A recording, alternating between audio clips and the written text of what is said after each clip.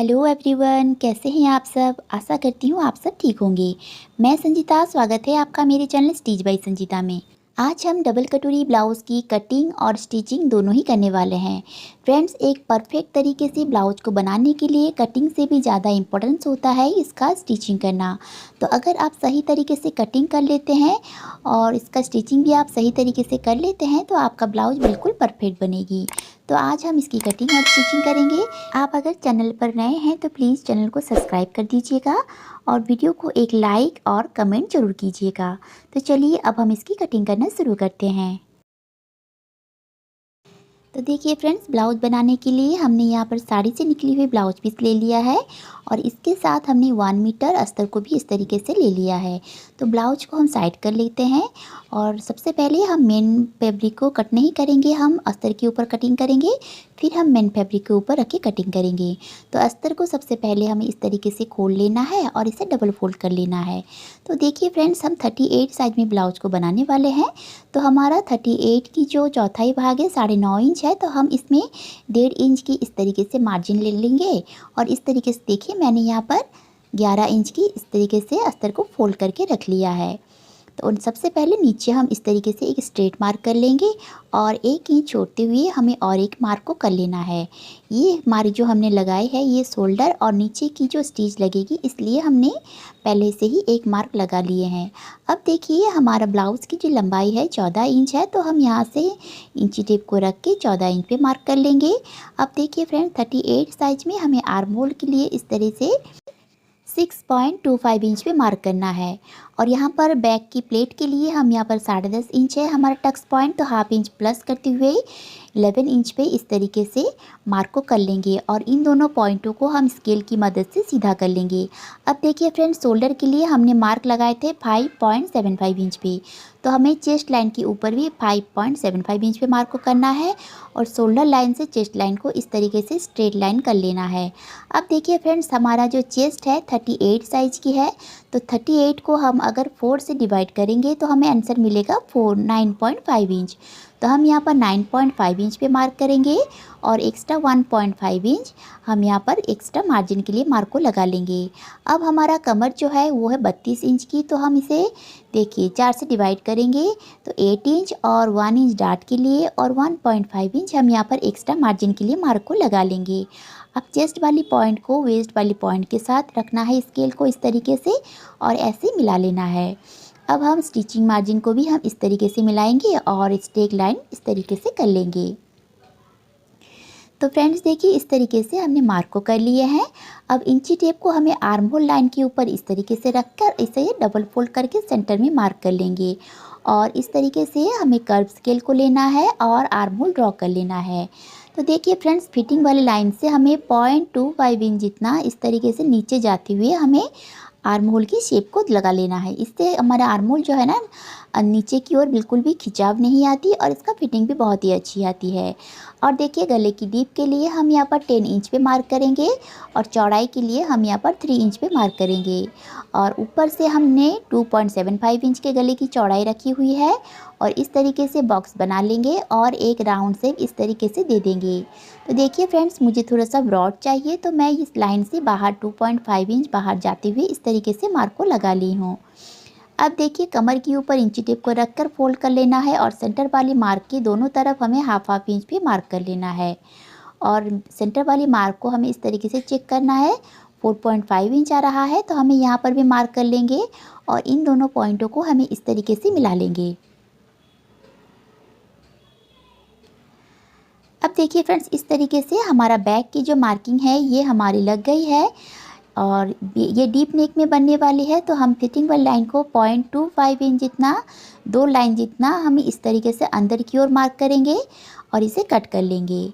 इससे हमारा शोल्डर गिरने की प्रॉब्लम भी ख़त्म हो जाती है और बैक की जो फिटिंग है वो भी बहुत ही अच्छी आती है।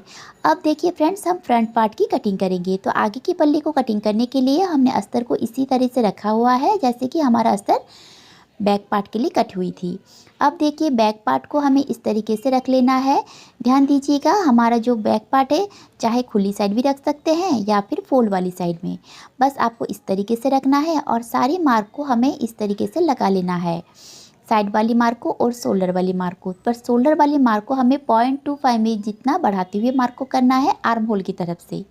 अब नीचे से हमें इस तरीके से 1 इंच बढ़ाना है और स्ट्रेट लाइन कर लेना है। तो देखिए फ्रेंड्स, इस तरीके से हमने बैक पार्ट से नीचे की फ्रंट पार्ट है इसे हम 1 इंच इस तरीके से बढ़ाकर रखेंगे और एक लाइन इस तरीके से बना लेंगे। अब बैक पार्ट को हमें साइड कर लेना है। अब देखिए फ्रेंड्स, हमने शोल्डर के लिए मार्क लगाए थे 5.75 इंच पे, पर हमने यहाँ पर 6 इंच पे मार्क को लगाए हैं। तो हम यहाँ पर भी 6 इंच पे मार्क को लगा लेंगे और आर्म होल के लिए हमने बैक में 6.25 इंच की मार्क लगाए थे, तो यहाँ पर भी हम 6.25 इंच पे मार्क को लगा लेंगे और इस लाइन को सीधा कर लेंगे। अब देखिए, स्ट्रेट लाइन से हमें टक्स के लिए मार्क को लगाना है, तो 11 इंच पे हम टक्स के मार्क को लगाएंगे। तो यहाँ से हमें बेल्ट के लिए मार्क को लगाना है। तो देखिए, आपका बस्ट पॉइंट जो भी है यहाँ से आपको 2 इंच नीचे जाकर मार्क करना है, यानी कि हम 13 इंच पे मार्क को करेंगे। तो 10.5 इंच ही हमारा बस्ट पॉइंट और 11 इंच पे हमने मार्क किए हैं और 2 इंच नीचे हम यहाँ पर इस तरीके से 13 इंच पे मार्क करेंगे। अब देखिए, चेस्ट की चौथाई भाग लेना है, मार्क कर लेना है 9.5 इंच पे और 1.5 इंच की हमें एक्स्ट्रा मार्जिन के लिए लगा लेना है। अब कमर है हमारा 32 इंच, तो 32 की चौथाई भाग हुआ हमारा 8 इंच। पर हमें बेल्ट के लिए देखिए, सबसे पहले हमें बेल्ट को इस तरीके से 0.25 इंच जितना आगे की ओर इस तरीके से मार्जिन छोड़ते हुए हमें 8 इंच पे मार्क करेंगे और 1.5 इंच पे हमें यहाँ पर एक्स्ट्रा मार्जिन के लिए मार्क को लगा लेंगे। अब चेस्ट वाली लाइन को इस तरीके से हम फिटिंग वाली लाइन को मिला लेंगे। इस तरीके से मिलाना है हमें। अब देखिए फ्रेंड्स, हमें गले के लिए मार्क को करना है। तो गले के लिए मैंने यहाँ पर 6.5 इंच पे मार्क लगाएंगे और यहाँ से 3 इंच पे हम मार्क को इस तरीके से लगा लेंगे चौड़ाई। और देखिए, गले की ऊपर की जो चौड़ाई है हमने यहाँ पर 3 इंच की रखी है। तो इस तरीके से हमने मार्क को कर लेना है और ऐसे ही राउंड शेप करेंगे। तो देखिए, यहाँ से हमें 1 इंच ऊपर जाना है, ये सभी साइज के लिए है और एक मार्क को लगा लेंगे। अब देखिए फ्रेंड्स, आर्म होल लाइन के ऊपर इंची टेप को रखना है और इसे सेंटर में फोल्ड कर लेना है और सेंटर वाले मार्क से देखिए इस तरीके से हमें आर्म होल की शेप दे देना है और यहाँ से 0.25 इंच जितना नीचे जाते हुए आर्म होल की इस तरीके से गोलाई को हम कर लेंगे। अगर आपके पास फ्रेंच कर्व नहीं है तो आपको आर्म होल की जो क्रॉस लाइन है जहाँ पर आर्म होल मिल रही है यहाँ से 1 इंच ऊपर जाना है और आर्म होल की ड्रॉ कर लेना है। अब देखिए, हुकाई वाली पट्टी की तरफ हमें इस तरीके से 0.75 इंच ऊपर जाना है और मार्क करना है और जहाँ पर हमारा फिटिंग वाली लाइन है यहाँ से हमें 1/2 इंच ऊपर जाकर एक मार्क इस तरीके से कर लेना है। अब हमारा चेस्ट की जो 10वीं भाग है लगभग 3.8 इंच है, तो हम यहाँ से 4 इंच पे मार्क करेंगे, यानी कि चेस्ट के 10वीं भाग में हमें यहाँ पर मार्क करना है और बेल्ट के लिए शेप को लगा लेना है। तो देखिए फ्रेंड्स, यहाँ पर हमने 4 इंच पे इस तरीके से मार्क को करेंगे और बेल्ट के लिए शेप लगा लेंगे। तो इस तरीके से आपको सभी साइज के लिए बेल्ट को इसी तरीके से मेजर करना है और इस तरीके से शेप को लगा लेना है। अब देखिए, स्केल को हम इस तरीके से रखेंगे और शेप लगा लेंगे। आप चाहे तो हाथ से भी इस तरीके से लगा सकते हैं। अब देखिए फ्रेंड्स, हम कटोरी के लिए मार्क को लगाएंगे। तो कटोरी के लिए हमने यहाँ पर 6.25 इंच पे मार्क को लगाए हैं 38 साइज में और इस लाइन को इस तरीके से सीधा कर लेंगे। अब आर्म होल की तरफ से क्रॉस में हमें इस तरीके से 2.5 इंच जाना है और इन तीनों लाइनों को हमें मिला लेना है। तो मिलाने के लिए सबसे पहले हम इस लाइन को इस तरीके से मिलाएंगे और इसमें हम इस तरीके से हल्की सी कर्व शेप दे देंगे। अगर आप बिगनर्स हैं तो आप इसी तरीके से दीजिएगा, आपका शेप बिल्कुल परफेक्ट होगी। अब देखिए, अब हम सारे मार्क हमारे लग गए हैं। अब हम इसकी कटिंग कर लेते हैं, पर इस पार्ट को हमें इस तरीके से ऊपर उठाना है और इसे कट कर लेना है। इससे हमारा साइड की जो क्रीज है ये बिल्कुल ख़त्म हो जाती है। तो देखिए, तो चलिए इसकी हम कटिंग इस तरीके से कर लेते हैं। फ्रेंड्स, अब तक अगर चैनल को सब्सक्राइब नहीं किए हैं तो प्लीज़ चैनल को सब्सक्राइब कर दीजिएगा।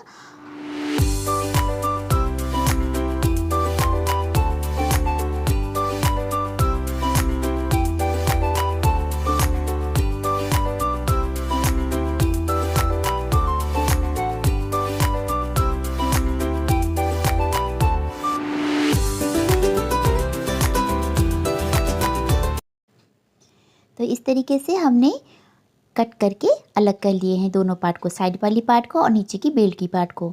अब फ्रेंड्स देखिए हम कटोरी की कटिंग करेंगे। तो कटोरी के लिए हमें इस तरीके से कटोरी को अलग कर लेना है सबसे पहले। तो हम पहले इसे कट करके अलग कर लेते हैं।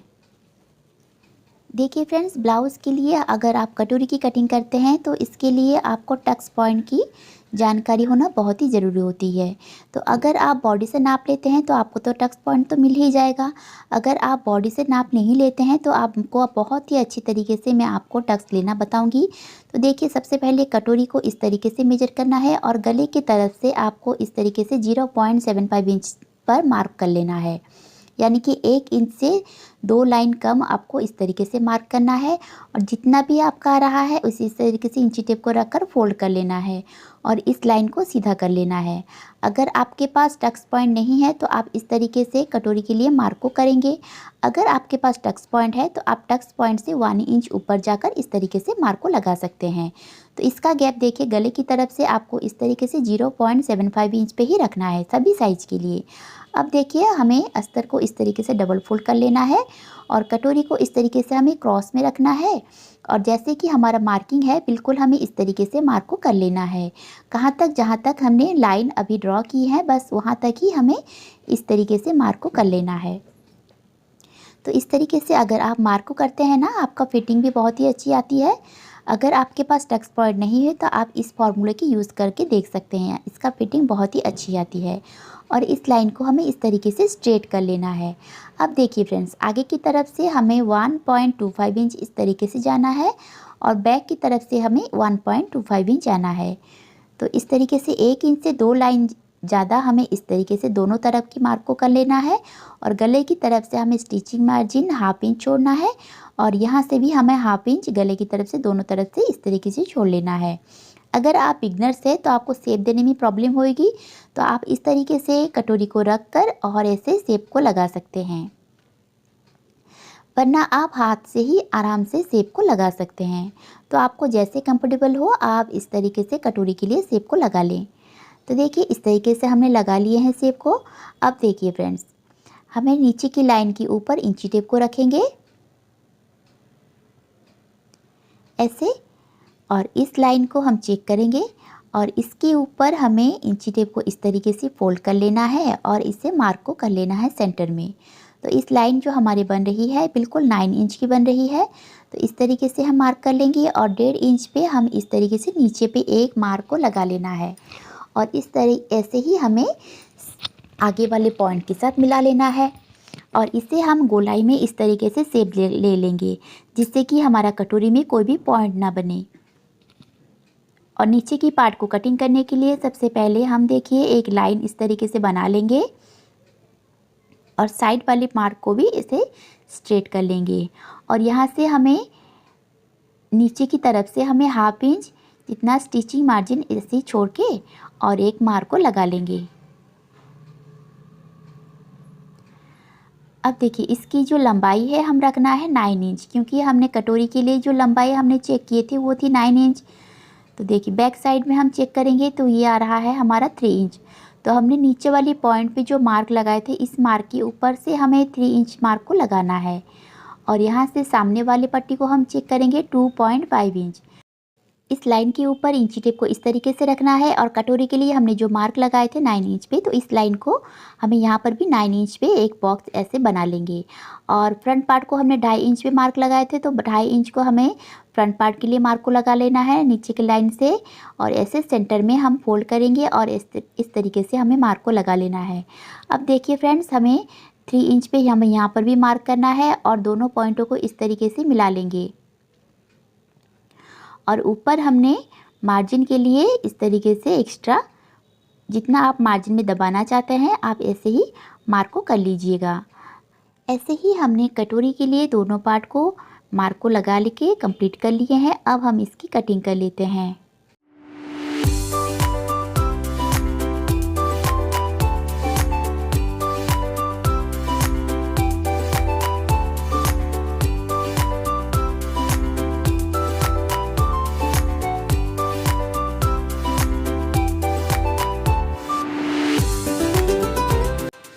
फ्रेंड्स देखिए, अब हम फ्रंट और बैक दोनों की कटिंग कर लिए हैं। अब हम स्लीव्स की कटिंग करेंगे। तो सबसे पहले बैक पार्ट के ऊपर इंची टेप को इस तरीके से रखना है। तो देखिए हमने यहाँ पर मार्क को देखे हैं 8.5 इंच पे हमारा बिल्कुल लाइन की बन रही है। तो हम सबसे पहले अस्तर को इस तरीके से 4 फोल्ड कर लेंगे और स्लीव्स की जो लंबाई है मार्क को लगा लेंगे। और स्लीव्स की जो इस तरीके से डाउन में हम 3.5 इंच पे मार्क को करेंगे। और यहाँ से हम 1.5 इंच पे एक मार्क को लगाएंगे। और यहाँ से हमने जो कटोरी बैक पार्ट की जो आर्म होल के लिए मार्क लगाए थे 8.5 इंच पे हमने चेक किए थे, तो 8.5 इंच पे मार्क को लगाएंगे। और 1.5 इंच हम यहाँ पर एक्स्ट्रा मार्किंग कर लेंगे। और इस तरीके से क्रॉस में हमें रखना है और एक लाइन बना लेना है। अब स्लीव्स की जो राउंड है ये है हमारा 6.5 इंच। तो हम यहाँ पर देखिए 6.5 इंच पे इस तरीके से मार्क को करेंगे। और स्लीव्स के लिए हम इस तरीके से शेप को लगा लेंगे। तो ये बैक पार्ट की हमारी शेप लग गई है। और फ्रंट पार्ट के लिए हम हाफ इंच जितना अंदर की ओर जाते हुए इसलिए शेप को इस तरीके से लगा लेंगे। अब हमारा परफेक्ट तरीके से ब्लाउज की जो स्लीव्स है ये मार्किंग हो गई है। हम इसे कटिंग कर लेते हैं।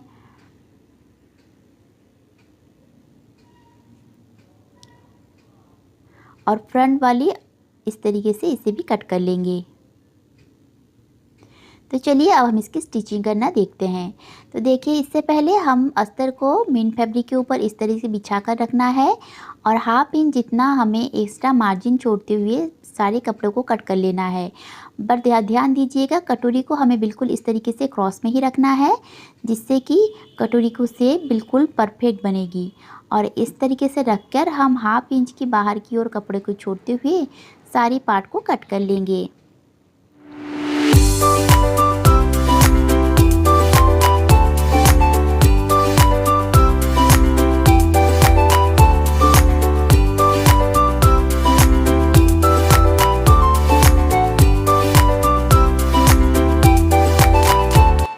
तो फ्रेंड्स देखिए इस तरीके से हमारे सारे पार्ट कट हो गए हैं। अब हम स्टिच लगाना शुरू करेंगे। तो देखिए सबसे पहले मेन फैब्रिक के ऊपर अस्तर को इस तरीके से रखना है। और चारों तरफ से हमें स्टिच बिल्कुल किनारे किनारे पर लगा लेना है। इस तरीके से हम सारे पार्ट पे स्टिच लगा लेंगे। और एक्स्ट्रा फैब्रिक जो है इसे हम कट करके अलग कर लेंगे। तो ऐसे ही हमें सेकंड वाली पार्ट के ऊपर भी स्टिच को लगाना है।